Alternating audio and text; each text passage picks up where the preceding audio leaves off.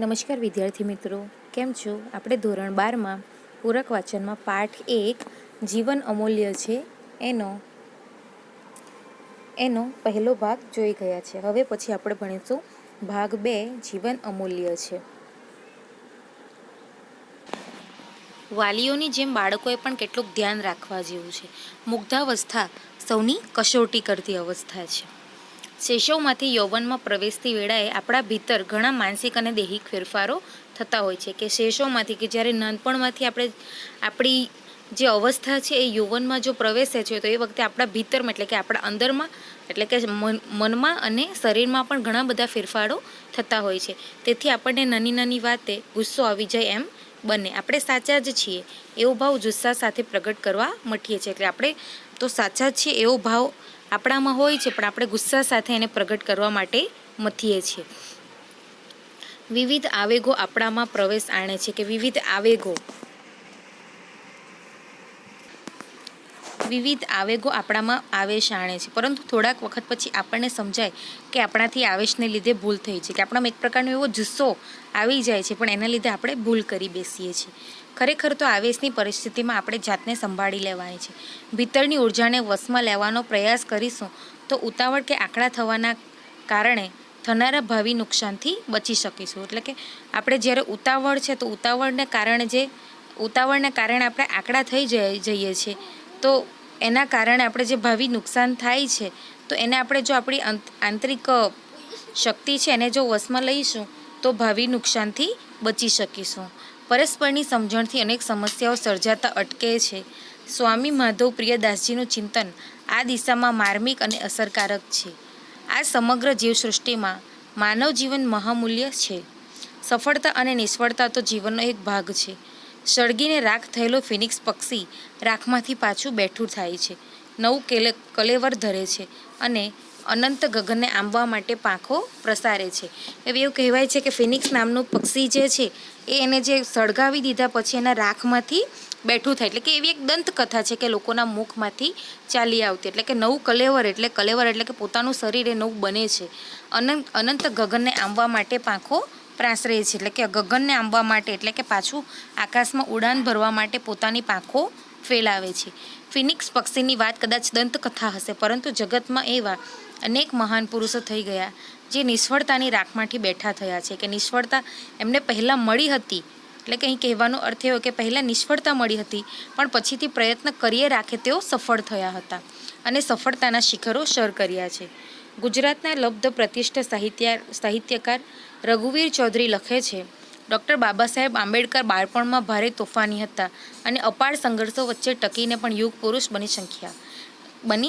એટલે કે બાબા સાહેબ આંબેડકર જ્યારે નાના હતા ત્યારે ખૂબ તોફાની હતા અને એમને જે સંઘર્ષ મળ્યો હતો અને એ સંઘર્ષમાં પણ ટકીને તેઓ યુગ પુરુષ બન્યા હતા.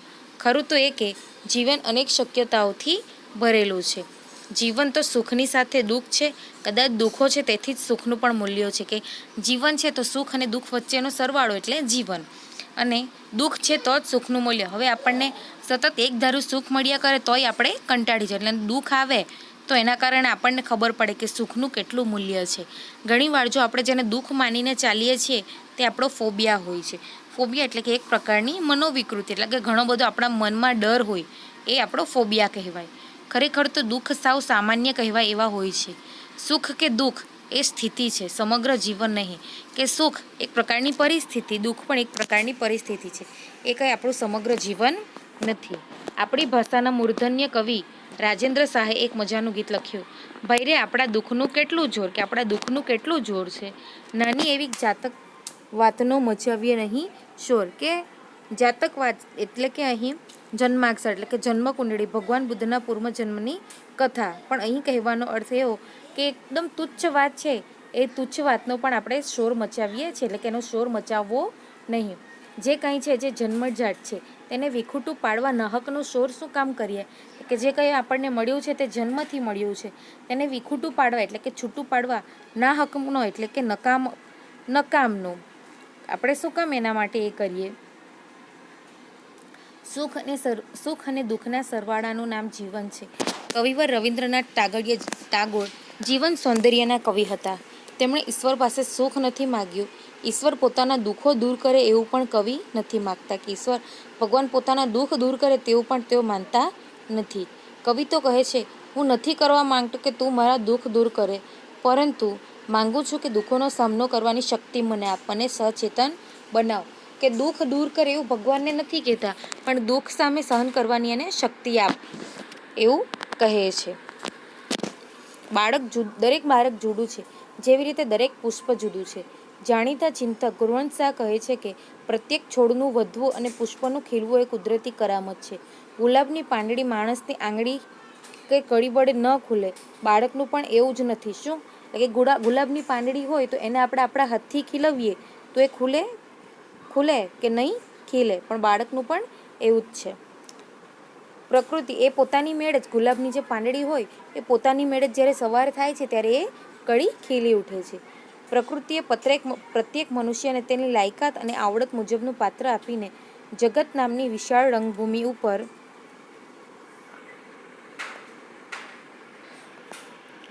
જીવન નાટક ભજવવા મોકલ્યા છે. એ પાત્રને બરાબર ન્યાય મળે તે માટે જીવ રેડી દેવો તે દરેક માણસની ફરજ છે, પરંતુ જીવ રેડવાના બદલે જીવ કાઢી નાખીને ખોટી એક્ઝિટ કરવાનો કોઈને અધિકાર નથી. એટલે કે આપણને જ્યારે માણસની ફરજ છે કે જીવ રેડવાના બદલે જીવ કાઢીને, એટલે કે પોતે આપઘાત કરીને એક્ઝિટ કરવાનો કોઈને હક નથી. જાણીતા સર્જક વક્તા જય વસાવડા લખે છે, જીવન પતંગ ચગાવવા જેવું છે. ક્યારેક એને ઢીલું મૂકી દેવું પડે, ક્યારેક પકડી રાખવું પડે. ક્યારેક પતંગ કોઈ પ્રયત્ન વિના જ ચગે, ક્યારેક એના ઉપર આપણો કાબુ ન હોય. જ્યારે તમે એને અદ્ધર રાખવાનો સંઘર્ષ કરતા હો, એની દોરી તમારી આંગળી છોલીને લોહી કાઢી નાખતી હોય, ત્યારે પણ એને જવા ન દેવાય. ડોન્ટ લેટ ઇટ ગો, એટલે કે એને જવા દેવી નહીં. એટલે કે જીવન જે છે એ પતંગ જેવું છે, એને ક્યારેક ઢીલું મૂકી દેવું પડે, ક્યારેક પકડી રાખવું પડે. જ્યારે પતંગ ચગાવતી વખતે આપણે આપણી બધી આવ કરવું પડે છે. કોઈક વાર પ્રયત્ન કર્યા વગર જ ચગે છે, એટલે કે પોતાના આપમેળે જે ચગે છે ઊંચા આકાશમાં જઈને પણ. અને ક્યારેક એના ઉપર આપણો પોતાનો કાબુ ન હોય ત્યારે પણ તમે એને અદ્ધર રાખવાનો સંઘર્ષ કરતા હો, અને ક્યારેક એવું પણ બને કે તમારી આંગળી છે એ આંગળી છોલીને લોહી કાઢતી હોય ત્યારે પણ એને જવા ન દેવાય. પવન પાછો તમારી બાજુ આવશે બેટા, બરાબર પકડી રાખ, just don't let it go. કે પવન પાછો તમારી બાજુ આવશે, બરાબર પકડી રાખે. આ જીવનરૂપી પતંગ છે એને પકડી રાખવાની છે, એને જવા દેવાની નથી. ભણે તે શું બધા પાસ થાય, એટલે કે ભણે તે બધા જ પાસ થાય. જેટલા પાસ થાય તે શું બધા ડિસ્ટિંક્શનમાં જ જાહેર થાય, એટલે કે જેટલા પાસ થાય એને કંઈ અવ્વલ નંબર જ મળે એવું જરૂરી નથી. ડિસ્ટિંક્શન એટલે કે અહીં અલગ પાડનાર, કે 70 કે તેથી કરતાં વધારે ગુણાંકન જેને મળે એ. ચિંતક અને શિક્ષકવિદ ડૉક્ટર ભદ્રાયુ વચ્છરાજાની જરા જુદી રીતે સીધું ને સટ કહે, જેટલા ડિસ્ટિંક્શનમાં સફળ થયા તે શું બધા પહેલો જ નંબર આવે? બને આવું કોઈ દિવસ? એટલે કે એનો કોઈ પહેલો નંબર જ આવે એવું કોઈ દિવસ બને? તો પછી આવી ઘેલછા આપણા મનમાં ઘૂસે છે ક્યાંથી, કે આપણા મનમાં એવી ઘેલછા શું કામ થાય છે? તમારે પણ તમારા મનના ઝરણાના કાંઠે બેસી વિચારોના પ્રવાહનું માત્ર નિરીક્ષણ જ કરવાનું છે. ધીરે ધીરે મન શાંત થઈ જશે, વિચારો વિલીન થઈ જશે, મન વાદળા વગરના આકાશ જેવું સ્વચ્છ બની જશે. પછી તેમાં પ્રજ્ઞાની જ્યોત પ્રગટશે. એકવાર પ્રજ્ઞાની જ્યોત પ્રગટે પછી કોઈ નિર્માલ્ય વિચાર આવે તે વાતમાં માલ નથી. કે એકવાર પ્રજ્ઞાની જ્યોત, કે આપણા જે વિચારો છે એ વિચાર, એટલે કે આપણી બુદ્ધિની ડહાપણની જ્યોત પ્રગટે પછી એમાં કોઈ નિર્માલ્ય વિચાર આવે એ વાત એવું બની જ ન શકે. એટલે કે ખરાબ વિચાર આવે એવું બની શકે નહીં. ઉઠ જાગ મુસાફિર ભોર ભઈ અબ રૈન કહા જો સોવત હે. કે ઉઠ જાગ મુસાફિર, એટલે કે હે મુસાફિર હવે તું જાગી જા. ભોર ભઈ, ભોર એટલે કે સવાર, ભઈ એટલે કે થઈ ગઈ. અબ રેન એટલે કે રાત્રિ, કહા એટલે કે હવે રાત્રિ ક્યાં છે? જો સોવત એટલે કે જો તું સૂઈ રહ્યો છે. જો સોવત હે સો ખોવત, એટલે કે જે સૂઈ રહે છે તે ખોય છે.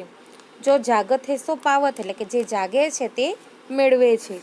સારી રીતે જાગી જઈએ, જીવનની કદર કરીએ, એટલે કે આપણે સારી રીતે જાગવું જોઈએ ને આપણે આપણા જીવનની કદર કરવી જોઈએ. જીવનનું સન્માન કરીએ, એટલે કે આપણા જીવનનું સન્માન કરવું જોઈએ. નબળી ક્ષણને જીરવી લઈશું તો જીવન ઉત્તમ રીતે જીવી શકીશું. કે નબળા ક્ષણો છે એને જો આપણે સારી રીતે જીવી લઈશું તો આપણે આપણું જીવન ઉત્તમ રીતે જીવી શકીશું.